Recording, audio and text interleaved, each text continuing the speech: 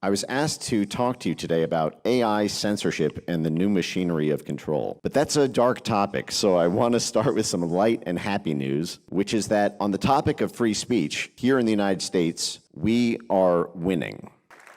We're actually winning at warp speed in shocking ways at the federal government level. We're actually winning at the federal government level in the United States on so many fronts that once seemed impossible that advocates of censorship are having to come up with new and creative ways to try to stop our momentum. So let me quickly recap the wins from the past 9 months. It was announced in February and it was finally closed on July 1st, just a few months ago. USAID was formally shut down.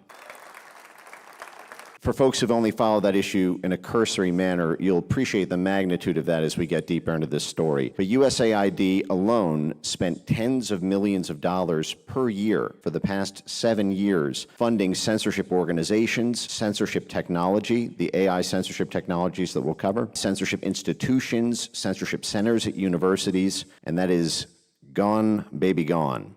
At the State Department, the Global Engagement Center, which was the original gangster of the government censorship world, it was created initially to stop ISIS from spreading terrorist propaganda on Twitter and Facebook, and then after the 2016 election was repurposed to stop Russian propaganda, which meant Trump supporters or Brexit supporters or anyone in the transatlantic community who challenged U.S. foreign policy with respect to maximalism around war or around, frankly, any globalist foreign policy agenda. So the Global Engagement Center, which had $60 million in annual funding and over 50 full-time positions, is gone, baby, gone. It's done. There has been a massive reorganization of the U.S. State Department. 130 sub-agencies are being rolled up, and some of the worst offenders in the censorship space, such as the Bureau of Democracy, Rights, and Labor. This is the major color revolution cell, which is where the labor comes in. The rights is accusing your opponents of being an authoritarian and then using human rights predicates to apply U.S. government force. And democracy means we don't like the election result. This bureau was highly active in our own elections through essentially taking that democracy predicate to argue that the U.S. presidential election in 2016 was illegitimate and that our democratically elected president is an autocrat. That is being massively restructured, and there's only good news coming from there. At the Department of Homeland Security, CISA, the cybersecurity turned cyber censorship agency, which played the lead role in the largest political censorship event at that time, I think, in human history, the censorship of the 2020 election, in which tens of millions of people had their voices turned down to zero or almost zero through social media censorship, coerced by CISA at the Department of Homeland Security. They are now out of the speech police business. The National Science Foundation, which is a weirdly star player in all of this. You'll be hearing from Director Bhattacharya later on why science needs free speech. Well, the National Science Foundation was the biggest domestic money gun to fund censorship organizations and AI censorship technology. During the course of the Biden administration, they expended over $100 million in grants around misinformation, disinformation, malinformation, infodemics, information literacy, digital literacy, you name it. It became the science of censorship, and now there is a hard ban at the National Science Foundation on any grant that so much as mentions the word misinformation in it. That money has been cut, and the difference it has made on the ground is huge and immediate. At the Pentagon censorship programs have been folded up, including the Minerva Initiative, the Psychological Warfare Research Center, which began to delve into the field of social media censorship to influence hearts and minds. That has been shut down by Secretary Pete Hegseth. And more tens of millions of censorship grants have been cut from the NIH, HHS. This administration is putting their money where their mouth is. It's not just talk. J.D. Vance famously gave his remarks in Munich and Paris to talk to the international community about the threats to American speech that come from foreign governments. We're talking a fair amount about that. But there was a day one executive order on free speech, which made all of these executive branch changes possible. The State Department passed a visa ban on foreign government officials who were implicated in the censorship of American speech, which they have enforced, especially in the case of the Brazil censorship judiciary, which has gone totally rogue. Those visa bans are in place. The Canadian digital platform tax was halted because of the Trump tariff threats. Currently, as we speak, trade deals between the U.S. and EU are stalled because of the EU's Digital Censorship Act. It's technically called the Digital Services Act, but you should not dignify it with that name. It is the Digital Censorship Act, and it factors very heavily into their attempt to revive the AI censorship Death Star we'll cover later in this. But this is an important thing to note as this deal is being negotiated. It would be very easy for the Trump administration to please donors and partners in the business community by simply striking a trade deal because it makes everyone a lot of money. The fact that they have put it on the line and effectively halted those trade deals purely on free speech grounds is something that I think should be commended, and frankly, given the threat from that regulatory monstrosity that we'll cover, I actually think it deserves its own place in a history book, frankly, what the White House is doing on free speech diplomacy. In addition to that, free speech diplomacy toolkit by this admin includes even things like targeted sanctions, as we saw the Magnitsky Act be applied for the first time on free speech grounds against the tyrant judge in Brazil right now, de Moraes. None of this seemed possible just a few short years ago, and I'll just give one anecdote, although I'm sure everyone in the room has felt this and the size of the juggernaut and remembers that feeling from essentially 2018 to late 2022, where this seemed totally impossible to take on at all, let alone all these wins in such a short time. But I think it's best encapsulated by the Biden administration's White House Information Integrity Task Force, which I'm just going to assume that almost nobody in the room is familiar with, even though it was on whitehouse.gov. Information integrity is a term that they moved to after the Disinformation Governance Board disaster toxified the word disinformation. But information integrity means that the world of information can be chunked into two categories: high integrity and low integrity. High integrity information gets whitelisted. Low information integrity news or sources or websites get blacklisted. It's that simple. But because nobody knows what that means, they get away with it. It's a rose by any other name. Well, the White House Information Integrity Interagency Task Force had 26 different federal government agencies who all participated and contributed to a common White House-run, centrally coordinated government censorship apparatus. Just to rattle off a few names, let me know if any of these sound familiar for the participating agencies in this 26 government censorship interagency working group. The Central Intelligence Agency, USAID, the State Department, the Pentagon, DARPA, NIH and HHS, ODNI. We'll be hearing from the directors of ODNI and NIH after this. On whitehouse.gov, they openly called in this task force to promote beefing up Europe's censorship laws, while the White House was simultaneously working with the UK Digital Ministry to mutually take out each other's political opponents on either side of the pond. Essentially, the US State Department under President Biden would fund organizations in London to take out Brexit supporters, and the UK Foreign Office would fund American universities and NGOs and for-profit censorship mercenary firms to take out enemies of the Biden administration. This was the US-UK special relationship truly revealed. In the words of the White House, the goal of this 26 government agency task force was to, quote, mobilize governments, policymakers, researchers, entrepreneurs, businesses, individuals, communities, nonprofit organizations, libraries, museums, educational institutions, and foreign partners to combat disinformation online. I'm hard-pressed to think of a category, the game animal, plant, mineral. I don't know that anything that doesn't fall under that definition of who they mobilized in this whole-of-society effort to do so. I should note, as we are getting disclosures from this administration around things like Russiagate, around the JFK files, we just saw a release of Epstein files and the like, it bears repeating that the fact that, for example, the Central Intelligence Agency participated in a globe-spanning effort to control speech on social media harkens back to the kind of disclosures that were made during the time of the Church Committee around other speech police efforts by our intelligence agencies, such as Operation Mockingbird and task forces from the early 1990s, and these need declassification as well. This was co-chaired. This White House Information Integrity Task Force did not just have the CIA directly participating in it, but it was actually co-chaired by the Chief of Mission Capabilities of the Office of the Director of National Intelligence.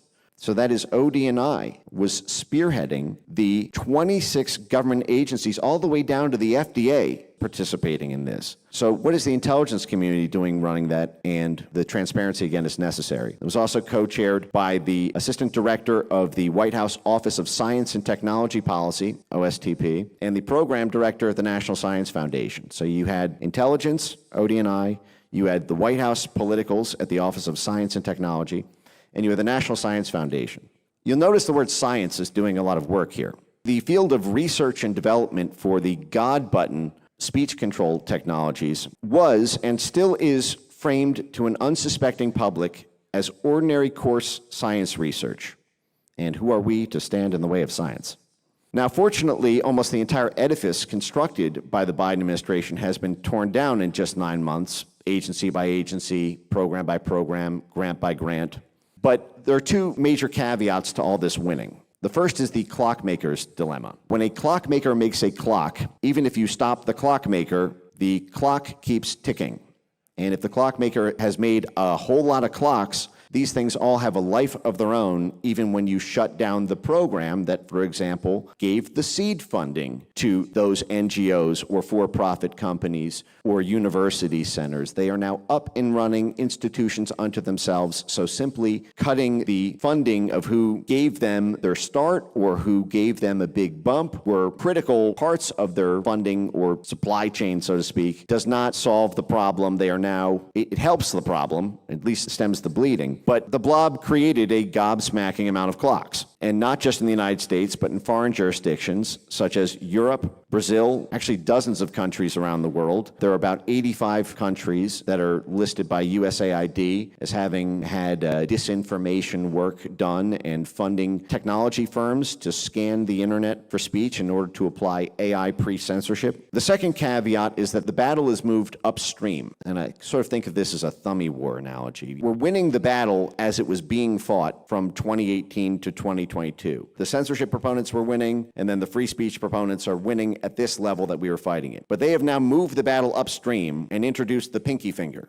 And now there's the question of, can we have a pinky finger to stop this? And let me explain what I mean by this. Actually, let Norm Eisen explain what we mean by this. For folks who don't know, Norm Eisen was the legal hatchet man behind the Trump impeachments, the indictments, everything from the Associated 65 project to go after people's lawyers, to get everyone disbarred, kind of the lawfare quarterback. He called in his 2025 democracy playbook in January when Trump was first taking office, he had his 7 pillars to retake democracy in the United States. Pillar 6 was defeat disinformation. And what he called for was for censorship proponents to partner with the EU and Brazil and other like-minded in-power governments because progress on content moderation at the U.S. federal government level had stalled. If you remember our disinformation governance board chief, Nina Jankowicz, what did she do after leaving DHS after that board was terminated? Went straight to London, registered as a foreign agent for the British Crown effectively, and then worked at a USAID-funded, London-based censorship shop called the Center for Information Resilience,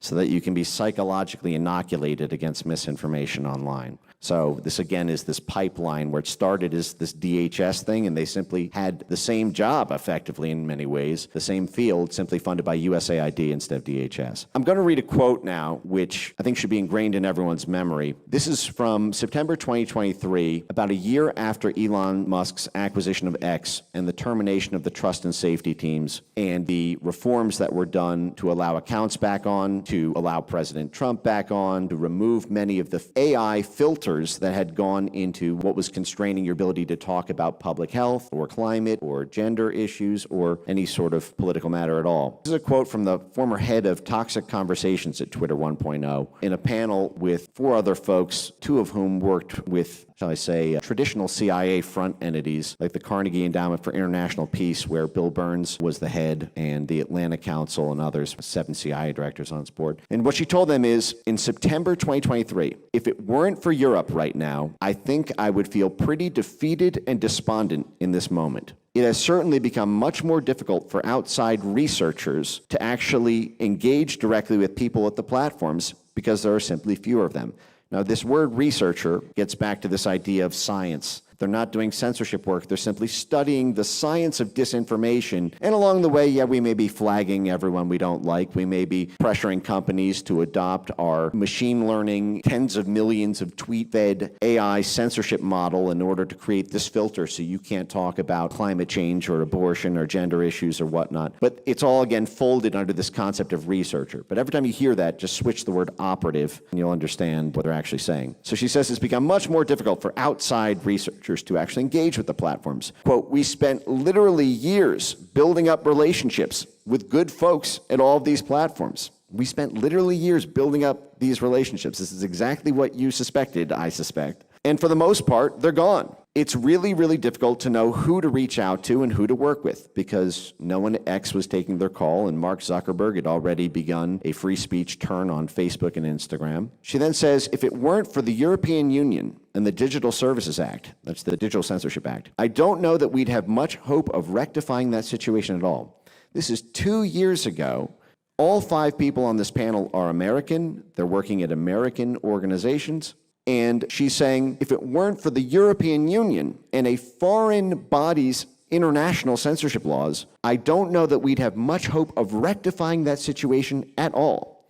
But given the sorts of requirements for sharing disinformation risk assessments and sharing data with researchers, again, operatives, that means internal data on the platforms with outside censorship operatives, I do think we still have some options for leverage to continue the work that we've been doing, and hopefully, ultimately, that leads to a sort of restaffing of some of these positions as the Digital Censorship Act, she says Digital Services Act, begins to come into force and platforms feel the real force of actual enforcement action.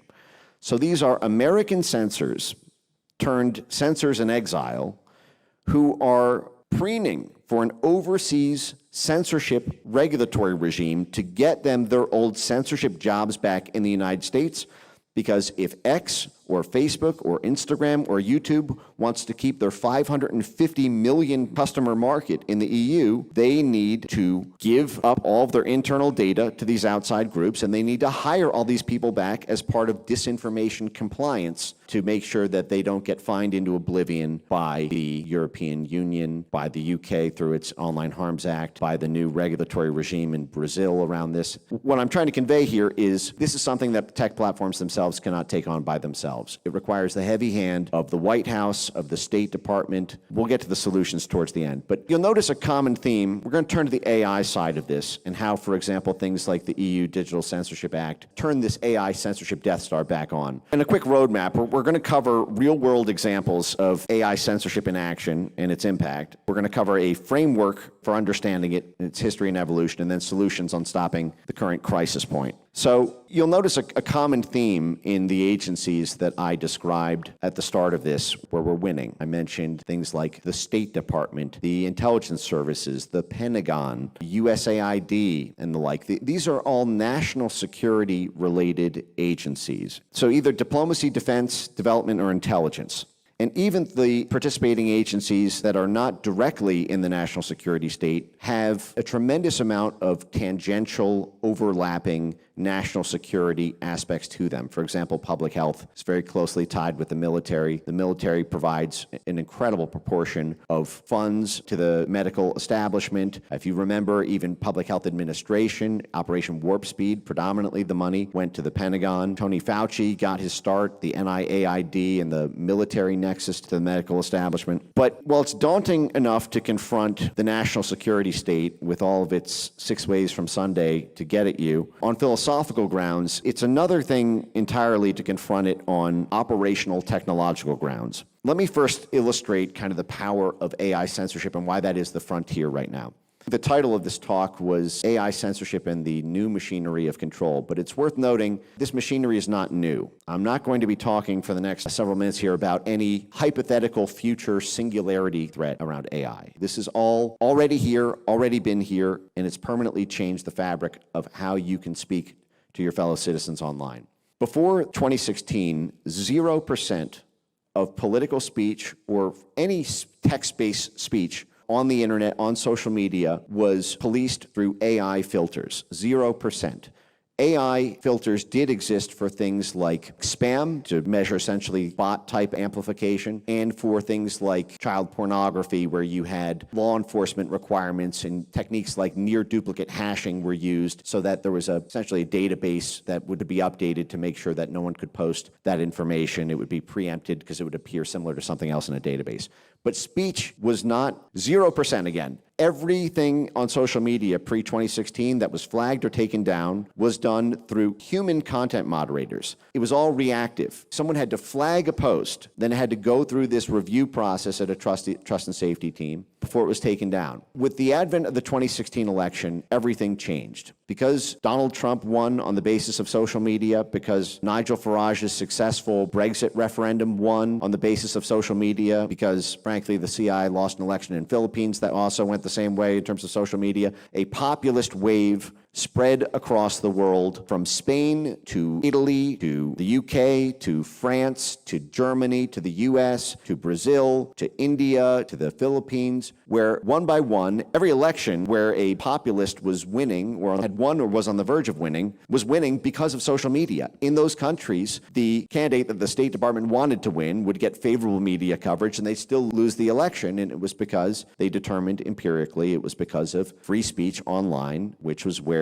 folks would congregate. And so what happened at that time was a switch was flipped. What was happening silently in the background before 2016 was several years of technological development by the U.S. military, the U.S. intelligence services, the U.S. State Department, and USAID to take the relatively new phenomenon of social media speech in a big data way and use it for the purposes of knob upturning and downturning voices online. And this was done through a technique called natural language processing, which essentially ingests huge amounts of tweets or Facebook posts or transcriptions of YouTube videos. And I'm talking huge, tens, hundreds of millions of these, and then uses a model based on keywords, slogans, hashtags, sentiment analysis, and these models are fine-tuned in order to target a narrative or a dialect or a way of speaking, a linguistic pattern, to identify wrong speakers and wrong speech so that they can be pre-censored, so they can be censored at scale. This solves the problem that they were having at the time, that there were not enough human moderators to take out all the categories of speech that they wanted. Now, this was originally developed by DARPA to stop ISIS in the run-up to boots on the ground in Syria. When ISIS was said to be promoting terrorists on Twitter and Facebook, there was a perceived military need to develop technology to see how ISIS propagandists spread their message online, what kind of prefixes, suffixes, the particular language. And then DARPA provided the funding to create this technology so that social media companies would be told by the Global Engagement Center, rest in peace, to shut that down. But in 2016, they used the excuse of Russian disinformation to take that same anti-ISIS AI censorship technology to turn it against the Trump movement in the United States, the Brexit movement in the UK, the AfD movement in Germany, the Polish PIS party, the National Front, National Assembly in France. Basically, all of NATO's enemies were effectively targeted as if they were foreign terrorists. And just to cover the scale of this, the 2020 election, I mentioned that DHS played the lead role in censoring that. But how was that done? Why was it that you couldn't question mail-in ballots or early voting drop boxes or questions with potential election machine insecurities? Well, DHS partnered with this group, the Election Integrity Project. They labeled 22 million tweets as being mis- or disinformation incidents, part of misinformation narratives. They did not manually review 22 million tweets for that. What they did is they ingested 859 million tweets during the election cycle and then used a essentially proprietary machine learning model to simply take all of the keywords associated with the Trump movement, things like stop the steal or things like ballot harvesting or terms like illegitimate. They get assigned a weighting in the filters and then it's fine-tuned over time. There were military contractors like MITRE who developed what was called the Squint software for election officials to use AI censorship to pre-flag this,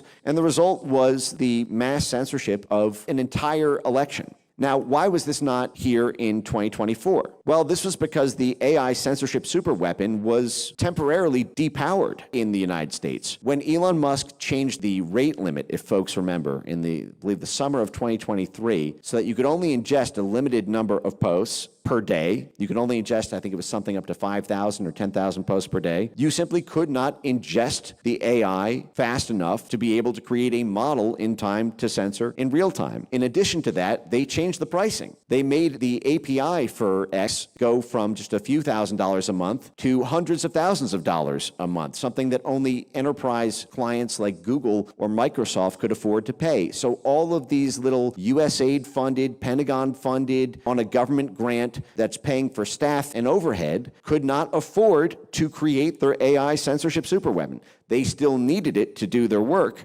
but they could not access it or afford it anymore. Places like Facebook, Mark Zuckerberg shut down CrowdTangle, the AI censorship basis for being able to get all the proprietary data from Facebook. But I bring this up in part because as we speak today, the House Judiciary Committee is having a hearing on European censorship. This EU Digital Censorship Act compels that data to be given up to a vetted researchers, outside operatives, so that they can put the power back into this thing that has been killed here effectively in the United States. So they want to rev this back up so we're back under 2020 conditions. I should note that NATO itself, there are very serious concerns, however you feel about NATO, with continuing NATO funding at the appropriate level without conditions. The NATO 2030 concept called for, quote, 24/7 disinformation monitoring systems driven by artificial intelligence in order to protect the political aspect of NATO's operations and make sure that they don't fall out of funding favor. The UK, there's a lot going on in the UK right now on the censorship front. Just yesterday, a very famous comedian, Graham Linehan, was arrested flying back from Arizona to the UK for 3 tweets that he made, which were just jokes about gender identity, effectively. He's met by 5 armed security guards the moment he landed in Heathrow Airport after flying from the United States. The UK has over 30 arrests per day for online social media speech. The Times reported 12,000 arrests per year. The UK is now averaging for political speech on X and Facebook. This is being pre-flagged through AI censorship dashboards such as Hate Lab.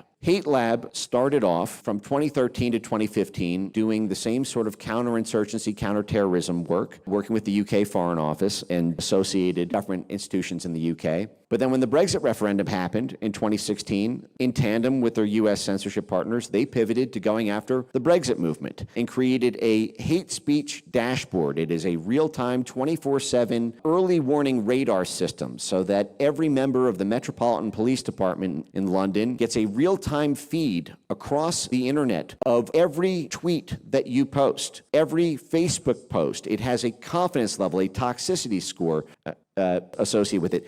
They were funded by the U.S. Justice Department, by the way, I should note, in part because of what I'm trying to describe to you, which is this nexus between our clockmakers and the clocks that are now ticking abroad. Unfortunately, our own government is responsible for countless arrests happening right now in the UK because of this AI censorship story. They just waved me, but I didn't know if they were saying hi or saying 5 minutes or saying now. Oh, we're done now. Okay, I'm on page 3 of like 30. Okay, all right. Let me just, all right, just last thing is just solutions on where to go from here. So number 1, total transparency and declassification from this administration. The USAID files have to be made completely public.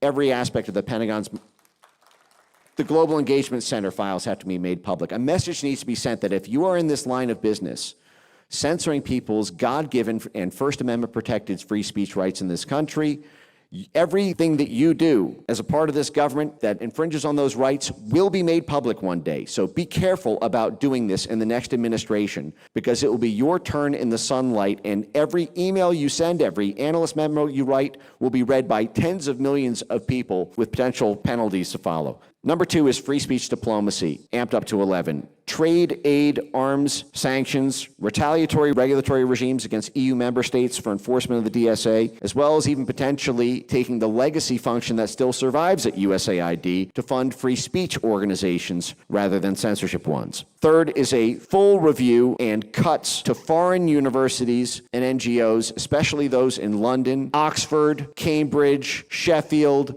Cardiff, King's College, London School of okay. All right.